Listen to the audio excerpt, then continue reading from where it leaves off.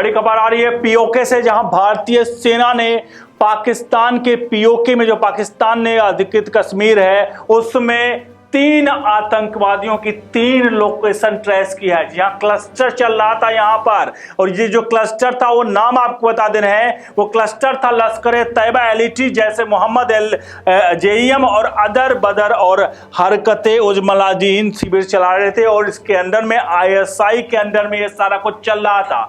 भारतीय सुरक्षा एजेंसियों ने 3 क्लस्टर को यहां पर टारगेट किया है। दिखाते हैं आपको वीडियो कैसे आखिरकार ये टारगेट हिट हुए हैं, और भारतीय सेना सुरक्षा एजेंसियां जब उनके सामने आई तो आखिरकार पाकिस्तान के पीओके में भी खलबली मच गई। पाकिस्तान की सेना को और आईएसआई को जब ये बात पता चली, भनक लगी, उससे पहले ही भारतीय सेना ने उस लोकेशन को ट्रेस कर से क्लस्टर को क्रैश किया है। और क्या कुछ हुआ आपको इस वीडियो में दिखाएंगे। अनुरोध करेंगे वीडियो को लाइक शेयर जरूर करेगा, और भारतीय सेना की पाकिस्तान के कब्जे वाले कश्मीर में ये क्लस्टर वाली कार्रवाई को आप कैसे देखते हैं, कमेंट बॉक्स में जरूर लिखिए। जय हिंद लिखिए और वीडियो को लाइक शेयर जरूर कर दीजिए। बताते हैं आपको पूरी की पूरी खबर। पाकिस्तान के कब्जे वाले कश्मीर के क्षेत्र में 3 समूहों के आतंकी शिविर यानी कि टेरर कैंप चलाए जा रहे थे। CNN न्यूज 18 की रिपोर्ट है ये।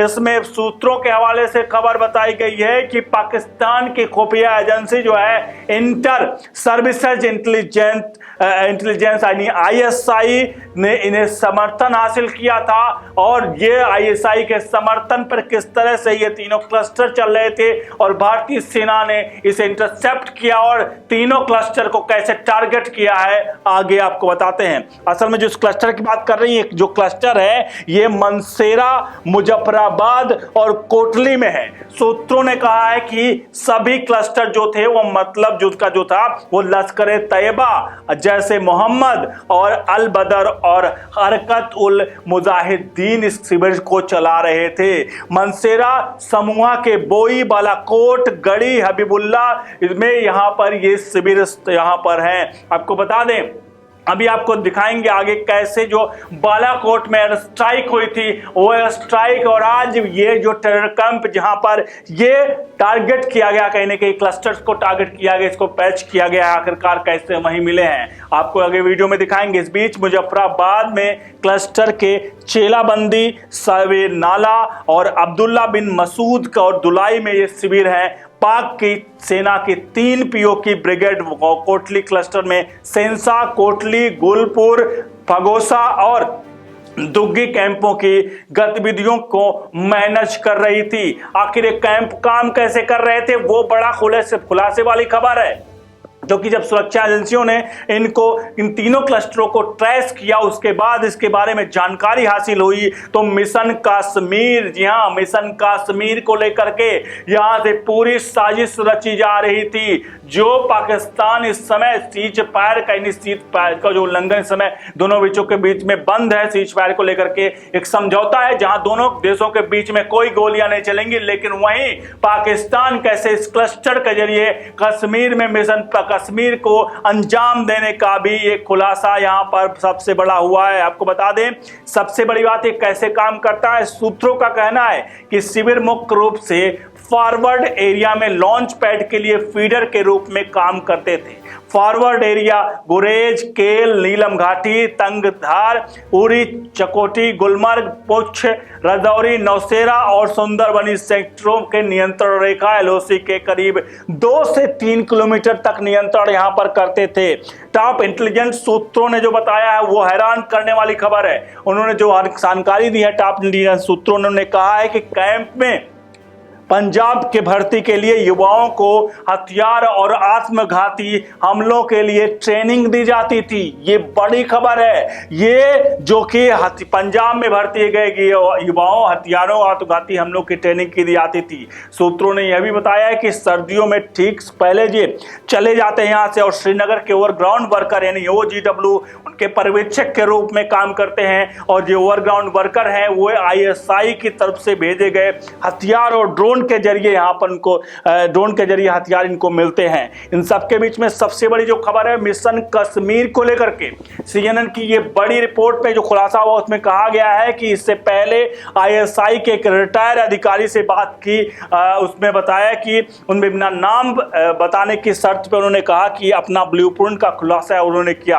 अधिकारी के अनुसार इस इलाके में अस्तित्व और महत्व के लिए ISI और मिशन कश्मीर को फिर एक्टिव कर रहा था। अधिकारी ने यह भी कहा कि जो ISI है लश्कर-ए-तैयबा जैसे मोहम्मद तहरीक तालिबान पाकिस्तान TTP के कुछ पाकिस्तानी समर्थकों, लड़ाकों और दूसरे इस्लामिक स्टेट बिलाया हिंद ISHI जिसे भी कहते हैं के साथ नया गठजोड़ यहां पर बन रहा था। ये बड़ी सनसनीखेज खुलासा यहां पर हुआ एक के बाद एक। इसके बीच आपको बता दें उन्होंने जो दावा किया है वो हाउस उड़ाने वाला था।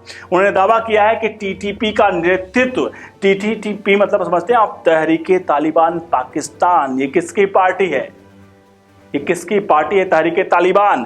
आपको बता दें इसके नेतृत्व में नए ग्रुप में शामिल होना चाहता था क्योंकि वे शांति चाहते थे, लेकिन ISI जिहादी अजीम के लिए जम्मू कश्मीर में घुसपैठ पर जोर दे रहा था।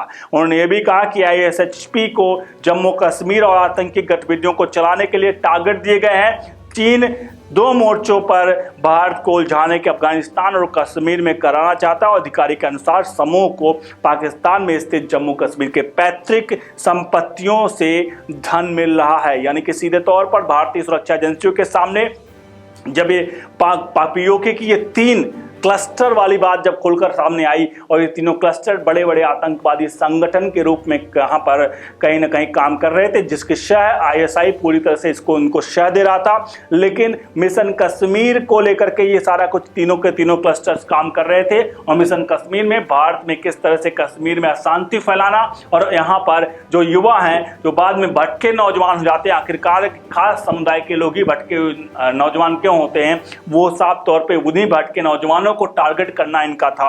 और इस क्लस्टर में काम ये था कि ये जाते थे और वहां पर आतंकी ट्रेनिंग लेते थे और जैसे मान लीजिए सर्दियां शुरू होती तो चुपचाप या करके ओवरग्राउंड वर्कर बनके जहां पर रहते थे वहां पर काम करना शुरू कर देते थे। उसके बाद जब वक्त आता था फिर वहां पहुंच जाते थे। यानी कि ये जो खुलासा है सीधे तौर पर मिशन कश्मीर को लेकर के और POK में तीनों क्लस्टर्स को सीधे तौर पर अगर भारतीय सुरक्षा एजेंसियों के हाथ लगे हैं तो ये टारगेट पे हैं। और आपको बता दें बालाकोट एयर स्ट्राइक जहां पर भारतीय सेना ने किया था, बालाकोट एयर स्ट्राइक के जहां वो एरिया था उसी के आसपास एक क्लस्टर भी देखे गए हैं। यानी कि फिर से भारत की सेना के जद में है एक बार फिर से ये क्लस्टर, वो कभी भी टारगेट हिट किए जाएंगे और जब हिट किए जाएंगे तो वही फिर से पाकिस्तान यूएनएन में राग गलापेगा और उसके बाद फिर कहेगा रात में आए और हमें बजाकर चले गए। जी हाँ, ये ट्वीट आया था कि रात में आए और चुपके से बजाकर चले गए।